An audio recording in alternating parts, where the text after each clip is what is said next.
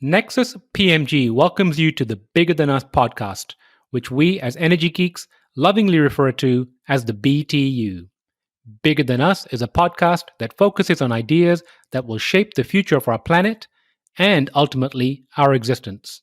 We will occasionally lean into energy topics because, after all, it's the key to our collective survival. But we'll also explore other ideas and topics that we believe will have an impact that is bigger than us. And now, on to today's show.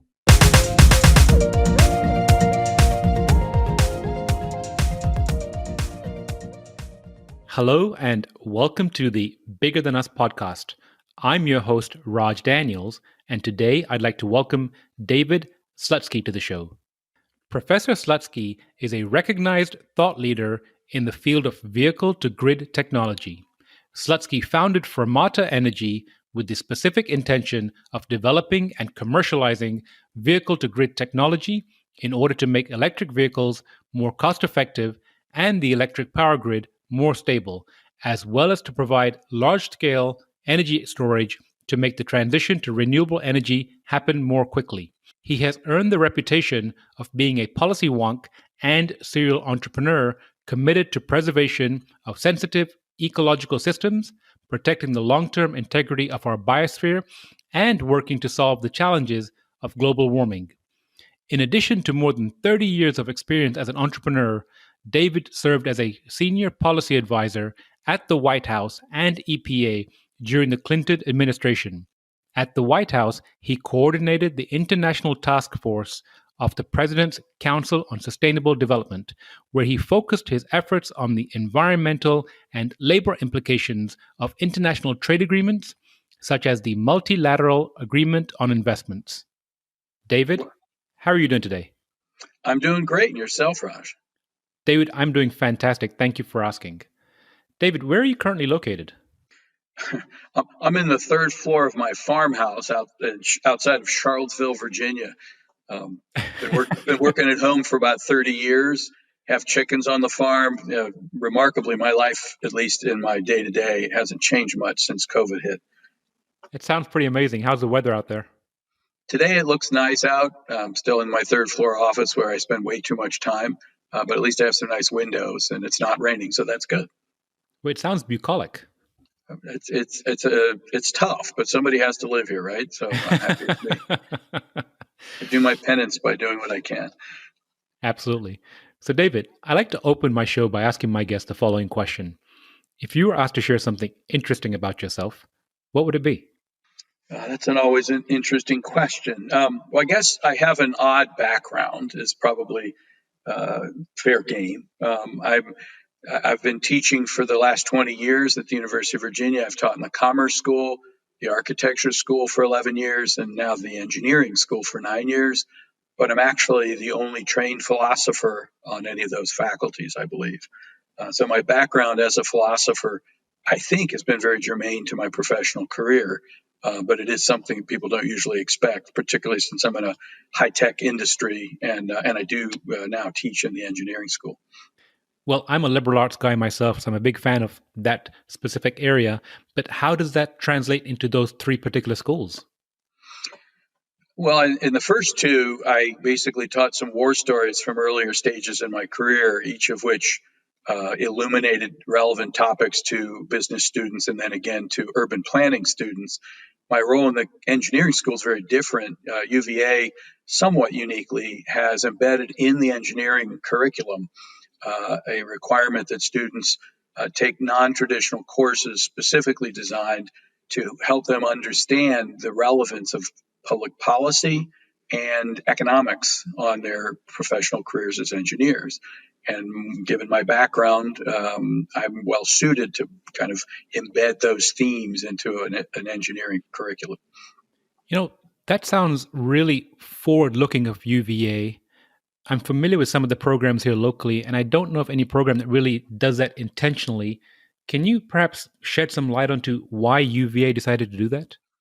Well, I wasn't here at the time they developed this particular component of the curriculum, but back in the 70s and even more so in the 80s, engineering schools recognized that their students were going out into the world knowing a great deal about the technical dimensions of engineering, but they didn't necessarily do well as practitioners. And there was a conclusion reached across the country in engineering schools that they needed to spread the subject matter around a little bit. So they let students typically start taking a few electives in the humanities or in more liberal arts disciplines. UVA took it a little bit more seriously and decided to bring this alternative faculty inside the engineering school. And so they brought entrepreneurs and public policy practitioners, both of which describe me, into the faculty to teach the relevance of entrepreneurship, the relevance of economic reality to developing engineering and technology.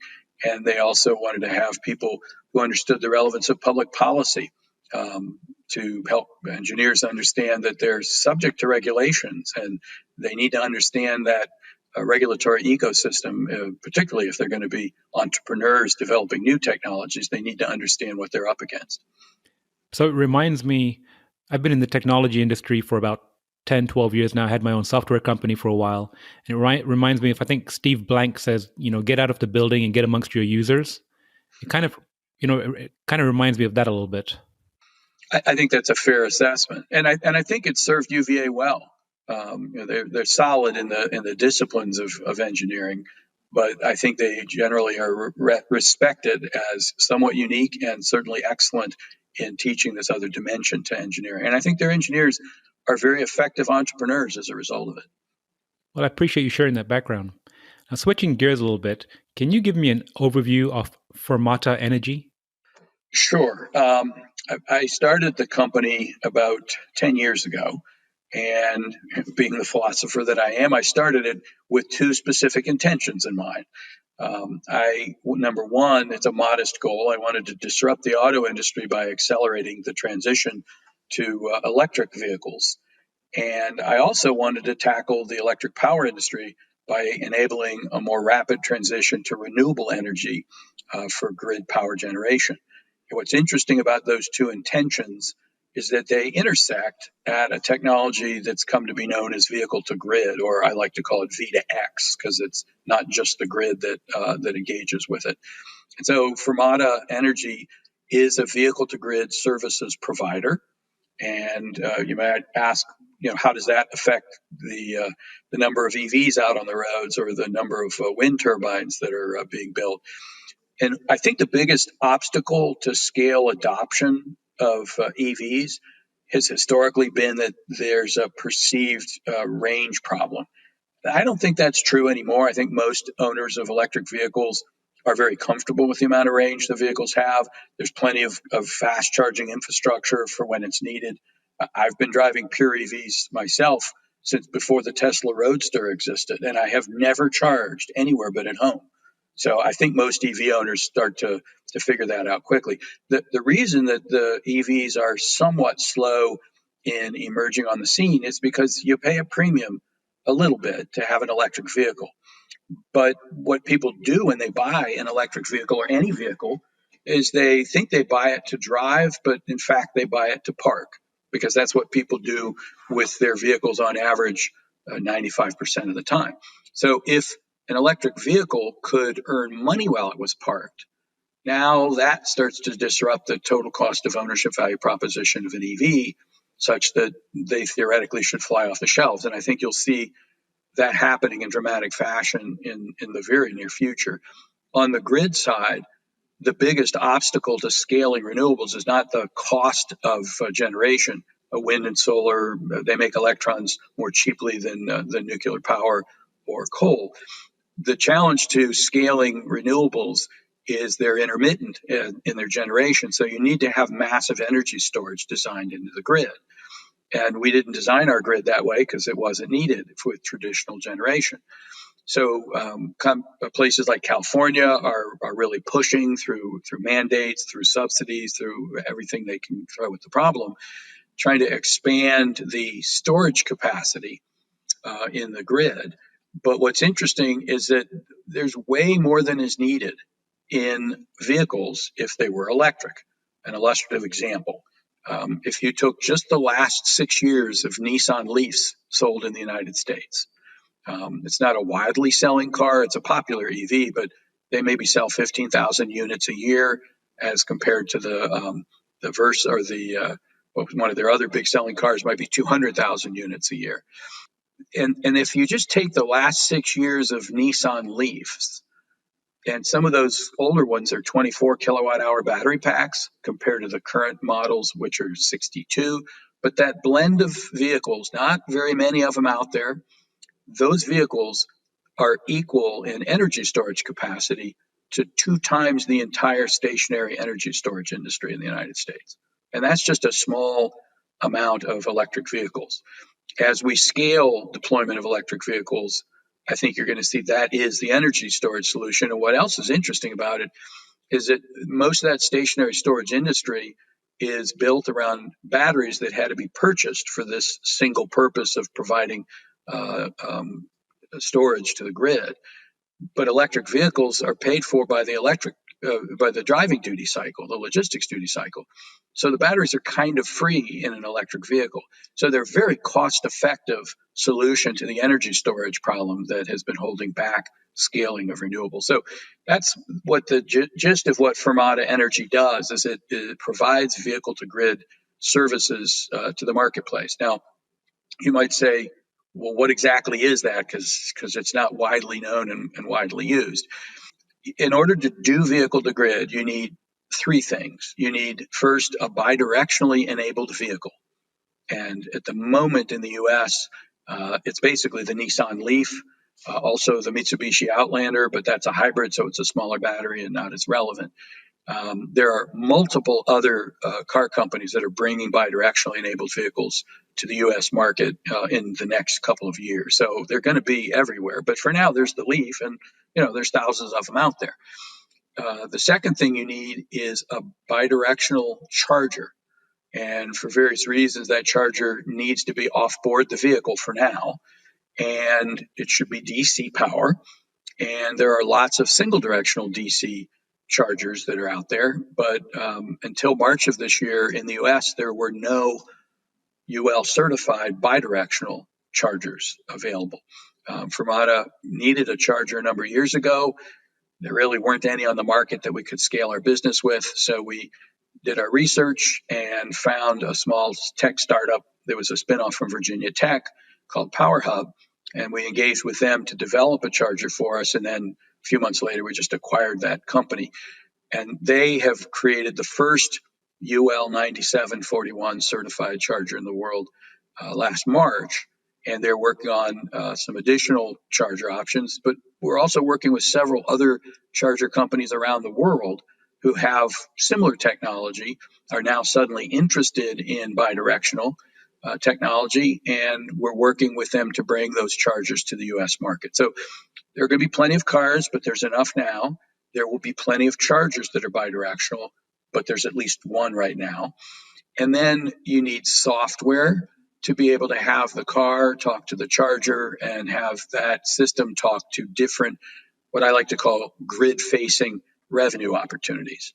So you can use your bidirectional vehicle and charger while it's parked, for example, to manage your office building's electric load and do what's called behind the meter demand charge management. And what that is it's a way to reduce the commercial electric bill by backfeeding energy into the building during times of peak load, so that load doesn't have to all come from the utility, and therefore you can save money on your electric bill. There are utility-wide load peak programs in many parts of the country that you can also participate in. There are grid-level commercial opportunities. They're called wholesale ancillary services. A popular one for the EV market is something called frequency regulation, and it's just a market mechanism that manages the entire grid to keep it at 60 hertz in the US or 50 in parts of Japan and Europe.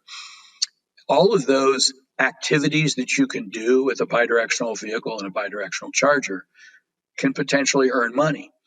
In addition to earning money by participating in a market activity like I just described, just the fact that the vehicle can discharge itself into a building gives bidirectional or vehicle to grid technology a value stream known as resilience. A lot of people pay for backup power. And in fact, when Fukushima happened in Japan back around 2012, the folks at TEPCO, the largest utility in Japan, and Nissan got together and developed a vehicle to home program, hoping that customers would be able to deploy their Nissan Leafs as a backup power source during times of power outages. That same idea is applicable in the U.S. market for sure, particularly with some of the events that are going on in the PG&E service district in California these days. Plus, with climate change, we're having more severe hurricane events and therefore more frequent and long duration power outages. So having resiliency as a value stream from the technology is also important. And you can do that with a bidirectional vehicle and a bidirectional charger. So in a nutshell, not that I ever do much in a nutshell, Raj, but what Fermata does is it provides vehicle to grid services to customers. And just this year, we started to be commercial and starting to scale up our business finally. I appreciate you sharing that. I'm not going to skip over the fact that you said these were modest goals, so I've got that in mind. My tongue is in my cheek, yes. I'm sure it is. Before we move on, Fermata, it's a very unique name. Where does it come from? Well, my youngest child, my son Isaac, is a classical and jazz trained musician, and a fermata is actually a music notation. It's kind of a half circle, like an eyelid, with a single dot under it. And when you're reading sheet music and you run across a fermata, it means there's a pause for an undetermined duration, subject to the discretion of the artist. So he said Fermata is a perfect name, Dad, because it sounds kind of cool like Ferrari. But he said it also is what you're doing. You're taking a pause and kind of rethinking a couple of major industries. And he said, I think it's an apt name, and I agreed. And that's been our name since I formed the company 10 years ago. Well, thank you for that education. I have a daughter that plays bassoon and two that play piano, and now I can be smarter in front of them. So I appreciate that. And my son will be pleased to have his creativity invoked. Earlier in the conversation, you mentioned the three challenges. You mentioned the bidirectional vehicle, you mentioned the bidirectional charger, and then you mentioned the software piece. Can you tell me specifically, the three challenges here, which ones, or if not all, is Fermata addressing? It's a great question. So you need all three of those, as some people call it, legs of the stool to do vehicle to grid. We're not going to make a car, and so what we did is looked for a strategic partner who was interested in vehicle to grid. Turns out Nissan was the natural partner, and they made an announcement about a year and a half ago that they're partnering with Fermata to develop vehicle to grid in the U.S. They announced at the LA Auto Show that they were going to do a demonstration of our technology at their U.S. headquarters outside of Nashville. So we've kind of got the car taken care of, and they are the only bidirectionally enabled fully electric vehicle in the U.S. today. But ultimately, we'll work with every OEM as they bring bidirectionally enabled vehicles to the market. We're agnostic as to vehicle partner, although for right now, Nissan's the perfect partner because they're the only one. And they've actually, frankly, been very good to work with. They believe in the technology. On the charger side, we acquired a charger company to make a charger for us because no one else would. But we're now in negotiations with some and have contracts with other charger companies who will be bringing bidirectional chargers to the U.S. And so, in a similar manner to the vehicle, we are charger agnostic. We don't plan to be in the charger business, but we do have some chargers now because we needed them and no one else would make them. But as they become more and more available, we'll work with any bidirectionally enabled charger that will work. Where we've really probably focused more of our attention is on the software development to enable the interoperability between the vehicle, the charger, and the different grid-facing monetization pathways for this technology. But as a company, in addition to on the long haul, us being a software company, if you will, or a software centric company, we're experts on what you can do with this. We know what monetization pathways are available today, which ones will be available in the future after some regulatory intervention. We are working on the regulatory program to make sure that the market catches up with the technology. So I guess the answer to your question is Fermata has relationships to provide the vehicle and the charger. We have our own proprietary software, and we're the operators, we're the integrators. We're, as I think I may have said earlier, we're the Android of vehicle to grid technology. That's, I think, where we sit. David, I appreciate the clarification on the three legs of a stool. You said rethinking the industry, or he mentioned rethinking. You started by saying V to X. Can you give some other examples of what X might be? Well, so I like to think of the technology as unlocking a series of value streams inherent in a bidirectionally enabled electric vehicle. The different customers could be the building owner, because as I mentioned, it can provide backup power for them or resilience. But you also can do that service that I described a little bit before, this behind the meter demand charge management activity. That's applicable right now mostly at commercial sites. But you can make a lot of money dispatching your energy into the building at critical times. And that's where the software comes in, because it needs to understand the different market applications of an available vehicle with dispatchable power and optimize the revenue generating capacity of that activity. So your customer could be yourself because of resilience. It could be your building owner because you're shaving something off of their electric bill. It could be the utility directly, where the utility is trying to solve one of their many pain points. Their pain points can include, they certainly often include load challenges, but it can also include volt and VAR management and congestion management and a number of other services that this technology is capable of providing. In addition to the building and the utility, there's the grid itself, which is kind of a layer that sits above the utility. And the grid operators are some kind of an organization comprised of membership from the different utilities. The largest grid operator in the U.S. is called the PJM, and it's in the Mid-Atlantic region. It runs from Chicago to New Jersey and down to actually a little bit of North Carolina. And Fermata is a full member of the PJM. We're a curtailment services provider in the PJM. And we've been able to successfully take multiple vehicles in different locations in a city and aggregate those and participate those aggregated vehicles into a wholesale ancillary services market at the grid level. In this case, it was frequency regulation. So when I say V to X, people talk about V to G, and that is the G stands for the grid. And one could technically argue that the grid includes everything from your outlet in the wall back up to the grid operators themselves. But it's a little confusing, and I don't think the language of this industry is settled. But vehicle to grid, as I think of it, is really participating at grid level market applications. Vehicle to the utility is another option, and then vehicle to building or V2B is another option, and then there's V to home or V to H. So we just call it all V to X, and that's really what we do is all of that.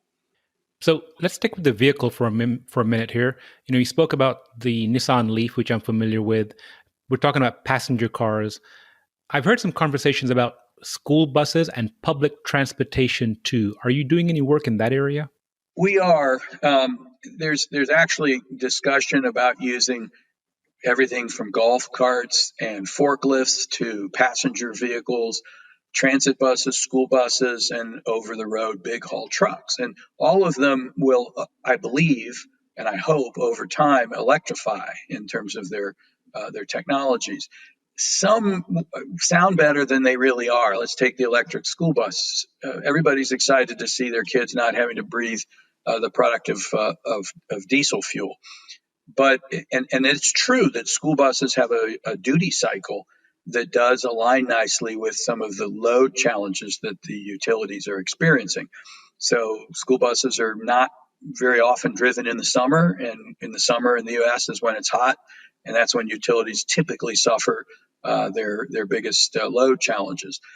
There's also time of day issues, and school buses are typically done and back at the school early enough to be able to help shed some of the late afternoon or early evening load. That said, one of the challenges of the school bus application, let's take a typical school bus. A diesel bus might sell for, let's say, $150,000. An electric version of the same bus is at least another $200,000. So that delta is pretty steep. The battery pack you'll get with that sort of base case is about 120 kilowatt hour battery pack. Well, two Nissan Leafs are 124 kilowatt hours. So, and they are not a $200,000 problem. So I think that the school bus application, it looks good on the surface and it has merit, no doubt. You can pull a school bus up to a critical location and dispatch power, and that has real value. But I got to tell you, I think as passenger vehicles become ubiquitous and they are bidirectionally enabled, I think you're going to find that that's where the real impact, the real scaling of this technology and becoming relevant is going to occur.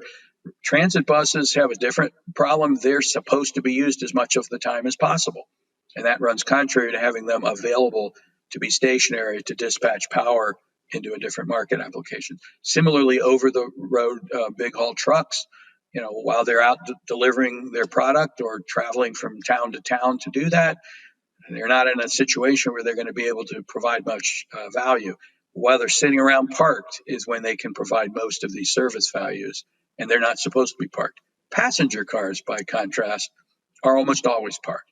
You get up in the morning and you take your fully charged Leaf or whatever vehicle you've got, and you drive it to work. Maybe you burn through 3, 4, 5 kilowatt hours of your battery storage, and then you park it at work for hopefully not more than 8 hours, but typically more than 8 hours pre-COVID.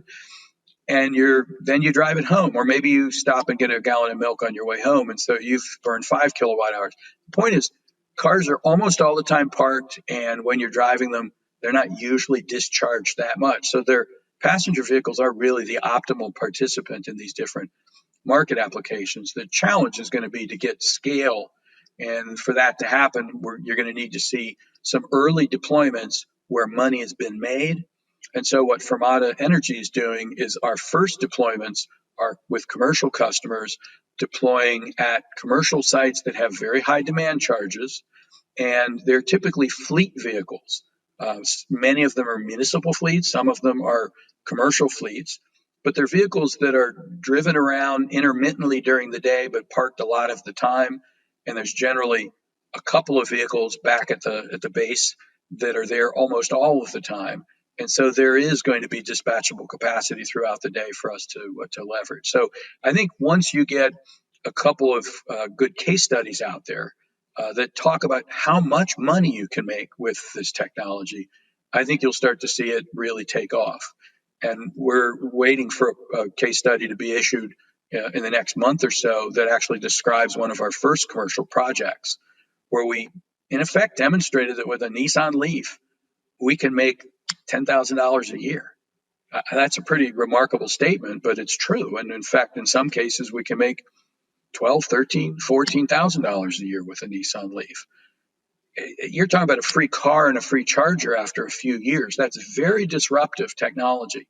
And that case study is of one particular use case, one particular market application. There are, as I mentioned, multiple market applications, each with different value streams. And many of them can be stacked upon each other. And with a good software system and a good operator who's really studied the market applications well, they can optimize the revenue that the vehicle can earn. So I do believe that scaling will happen, and I think it will happen with passenger vehicles, and there will be more than enough dispatchable capacity from a rapidly expanding electric vehicle fleet to not only help stabilize the power grid as it exists today, but very importantly, to also stabilize the impact of all these new electric assets charging off of the grid. People have to keep in mind it's great to have everybody switch to electric, but now we've got to look at what does that do to the infrastructure. It's probably going to be the biggest expansion of kilowatt hour activity in the last 50 years or more of the power grid. And if everybody was on their own and they came home at 5 o'clock and plugged in at the same time as everybody else, you'll get these bizarre spikes in the system load, and the utility operators are going to have big challenges. But alternatively, if all these vehicles were bidirectional and the charging and the revenue generating were managed by an operator like Fermata Energy, now we can protect the grid, we can protect the batteries, and we can generate the optimum amount of income for the participants, and it'll also offset the potential risks associated with scaling deployment of electric vehicles. So I think it's a fascinating technology, and I do think it's going to take off. But to sort of in a very long-winded way answer your question, I think you're going to see its true scaling happening with the passenger vehicles, and those chargers are not going to be the fast chargers by the side of the highway or distributed around town. Those are for intercity travel or opportunistic charging when needed. The vast amount of charging that will take place will be at home or at work or at a public parking space. And as those chargers end up being lower power bidirectional chargers, it's a pretty good, pretty cost effective infrastructure build out, and it will satisfy this market. You mentioned three things here: revenue, duty cycle, and fleet. And early on, you gave a statistic regarding the number of Nissan Leafs out there. Lyft, the company, recently made an announcement that by 2030, they want their entire fleet to be all electric. And as you were speaking, my mind was kind of walking through the scenario of, if that does come to fruition, that's a phenomenal opportunity for, a company like yours, like Fermata Energy, to get involved and essentially, it sounds like, solve a huge grid problem. It is a huge potential grid problem, and there already are existing challenges that the grid's experiencing. And this vehicle to grid technology, in my opinion, definitely is critical to solving those challenges. But you bring up an interesting point, Raj, the lift model, where a vehicle is used by an individual uses their own vehicle, or someone owns a vehicle and they lease it to a driver to go around and pick up passengers. There are plenty of vehicles being used to pick up passengers from Lyft and passengers from Uber. And some of them are also in a network where they can do a parcel delivery, a last mile parcel delivery service for another customer. And I think what you'll see is that with vehicle to grid technologies coming online, we now add a new participant in that ecosystem, and that is the grid as a customer or a series of customers. And I think what gets interesting there is that with all these different use cases, if you think of a vehicle now, instead of a single purpose entity that is, I think the purpose is parking because that's what people do with it, but they think they buy the car to drive it. But in fact, now you can think of a vehicle as a reservoir of uses. And there will be multiple customers that will have a high value interest in utilizing that vehicle for a discrete task at a particular time.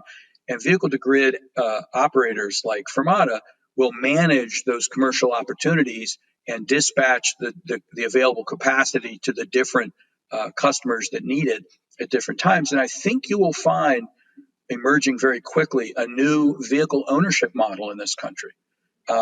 Good example is my aforementioned musician. He moved from New York to Nashville. He and his wife had no cars because they lived in Manhattan. When they moved to Nashville, he said to me, "Dad, do you think we should get one car or two?" And I said, "Well, what if your apartment complex had a small fleet of Leafs just sitting there as a building amenity that you could take out when you needed it to run to the grocery store or whatever your other use of a vehicle was? Would you get one or two vehicles?" He said, "Well, we'd only get one, and I'd pay more rent to have that," which I thought was really interesting. And I probed further, and he said, and he's in his early 30s, he said, "My generation, Dad, doesn't care about cars. We find them to be a nuisance. They're a payment, they're insurance, they're upkeep. We just want to go from place to place. So we're more of the Uber generation, if you will." My generation, of course, I'm an old guy. Our vehicles were kind of part of our brand identity in our social circles. They determined who you were to some extent. But I think that's going away, and I think you're going to find shared auto models becoming the wave of the future. I think you're going to see companies owning these assets. Interestingly enough, those assets have as their primary value stream not the logistics duty cycle, but perhaps the different grid facing revenue generating opportunities. So you might find that utilities end up owning vehicles and chargers, and then they rent out the use of them to different purposes. But all that will be a story yet to be told. But my instincts tell me that's a direction we're heading to. Again, another long-winded response to your observation about Lyft. No, of course. And the model you mentioned with the apartment complex reminds me of the zip car model. And I have this vision that cars will eventually just become what I call personally a CDV, which is I've named a content delivery vehicle, and the content could be a person, a package, or anything, along those lines. Especially with the advent or the future introduction of autonomous vehicles, I think it's all going to be about content, and it could be advertising while you're in there, or the person itself. So I totally see where you're going with that. I'm going to I switch. would just, Raj, I would just modify your characterization from content delivery vehicle, which is a nice acronym, but dispatching electric power or energy into the grid is a little bit odd as a content.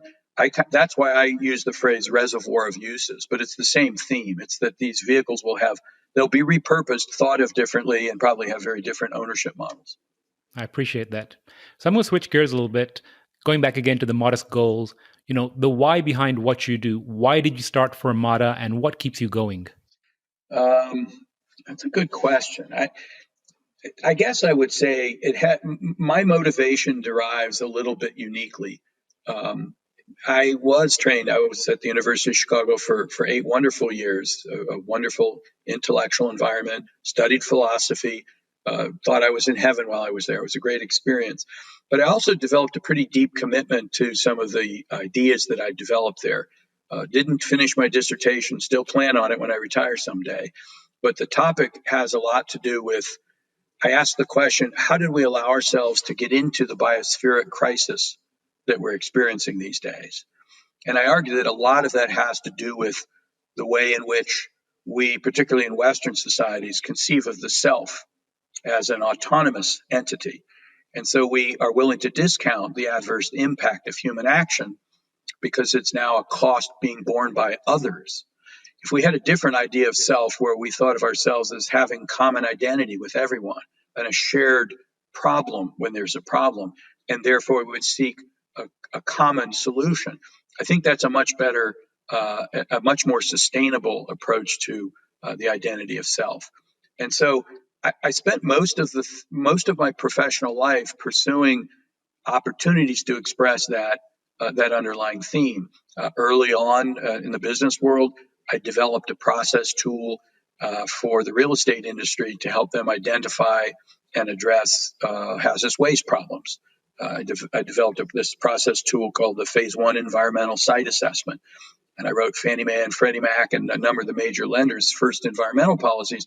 And my goal in doing that, my intention, was to enable the private sector to now take on this commonly owned problem of legacy hazardous waste, look for it and clean it up by leveraging some powerful environmental laws that had recently then come into existence that impose liability on the real estate industry in particular for hazardous waste. So that whole entrepreneurial experience earlier in my life was an outgrowth of this underpinning of philosophy. Similarly, I served in government. I worked at the EPA and then later at the White House during the Clinton administration as a senior policy advisor.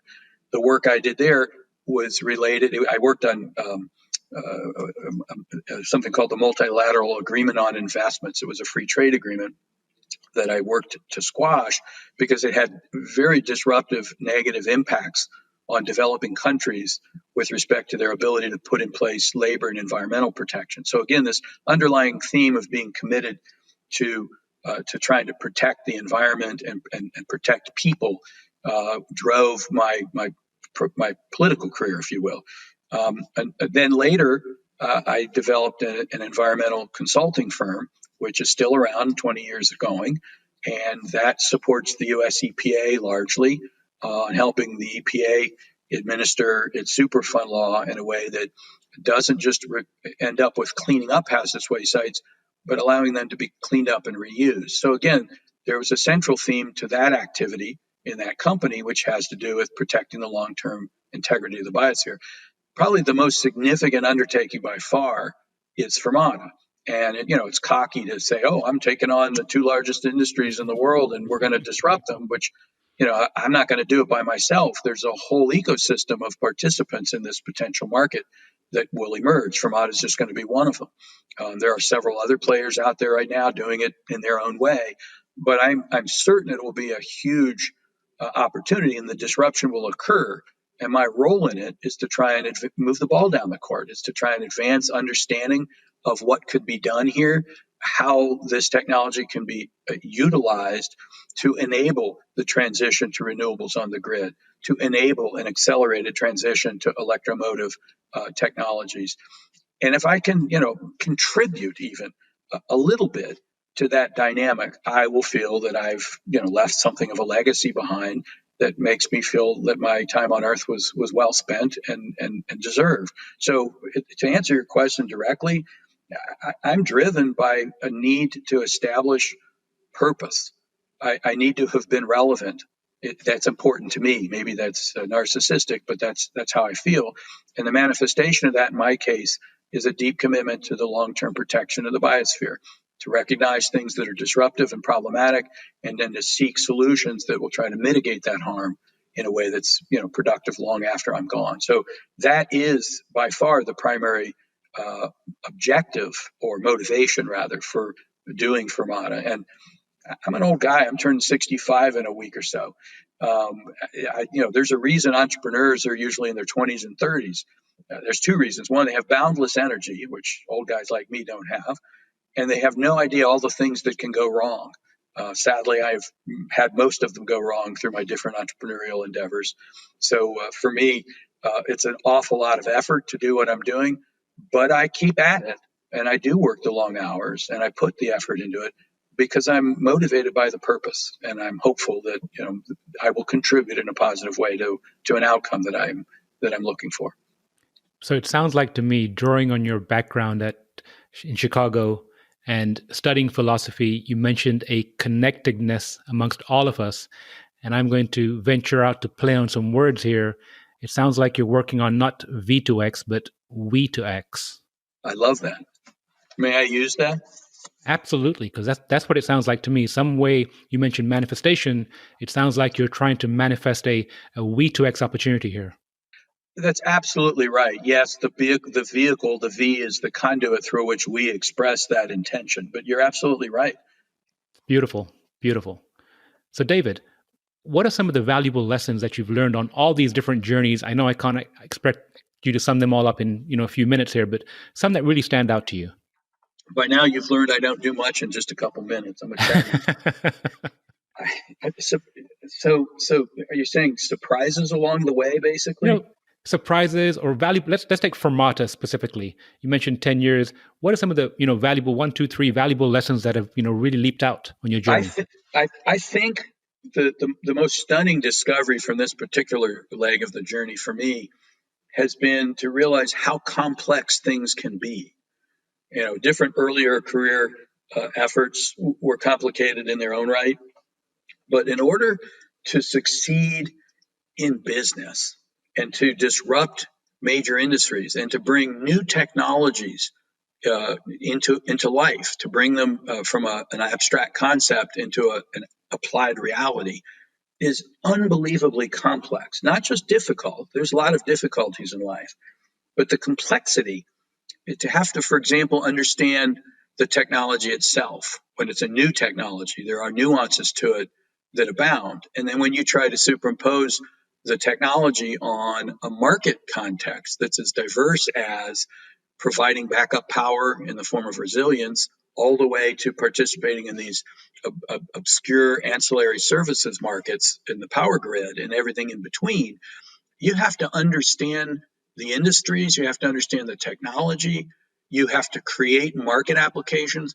For example, most of the value streams that bidirectionally enabled vehicles will be able to provide don't exist yet, not because the vehicles aren't there, the storage is dispatchable, but there isn't a market mechanism that's been developed to receive those value streams and apply them where they're needed.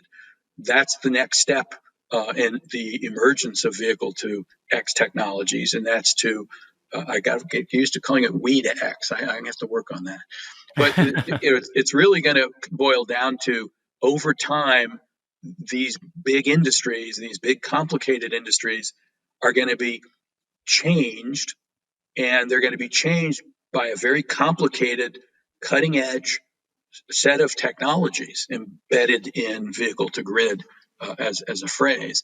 And so just the sheer complexity of what you have to do to make an impact, I had no appreciation of that. Even from earlier entrepreneurial endeavors, I did not fully grasp how difficult something as disruptive and potentially impactful as the vehicle to grid technology is. I just didn't have a clue how difficult, how complicated it was going to be. But I see it now, and I'm overwhelmed by it, and I embrace that. I got to tell you, I've not been bored for a minute in the last 10 years. Um, I think that's my answer, though. I think the biggest surprise was the degree of complexity and how much of a challenge it is to overcome that. So, moving on from overcoming previous challenges or complexities, what's next? What does the future hold for Fermata Energy? It's 2025. What does Fermata Energy look like to you there? Well, I think it'll transition beyond my skill set very quickly. As an experienced entrepreneur, one of the lessons I learned along the way is that the personality type that is capable, that has the requisite skill set to be able to create, particularly in a new industry setting, an idea and transform that idea into a commercial reality. It's a certain kind of person. They have to be able to connect dots that other people maybe miss.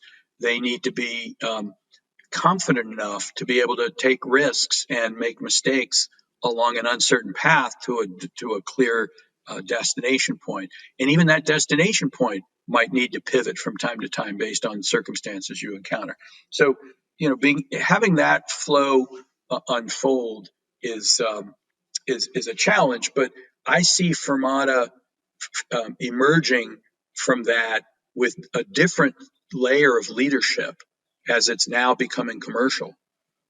Typically entrepreneurs don't know when to get out of the way.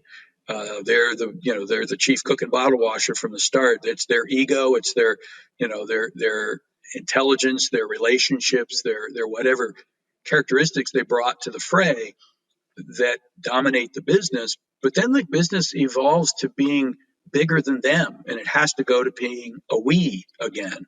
It has to be the aggregate of everybody in the company and the ecosystem, the market in which that company exists. That's all part of what defines the successful trajectory of a business. And I know as an entrepreneur when to get out of the way. I've done it with each of my earlier businesses. And so I think over the next couple of years, what we'll see happen to Fermata is it will become a significant instrument of change. As I said, there are several companies out there aspiring to do similar things to Fermata. They're going about it in different ways. We'll figure out among us who's got it right, and we'll all pivot and adapt accordingly. But I think Fermata or any vehicle to grid services provider 5 years out will be kind of like the Android of this emergent technology. We're going to be operating the various elements in the technology. We're not going to, design and make cars, and we're not going to be, we're going to use chargers, we're going to use cars, but we're not going to be the utilities.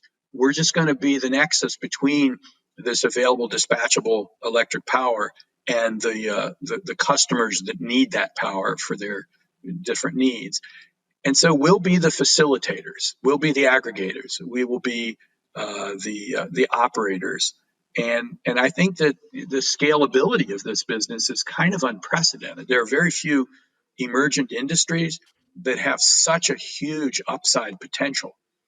But I think Fermata's in just such a space, and I'll be fascinating to watch it grow, but I'll be watching it gently as the years go by, partly just because I'm timing out with my age, but mostly because I'm going to step back at the right time because my skill set will be transcended by the corporate organism that I'd created.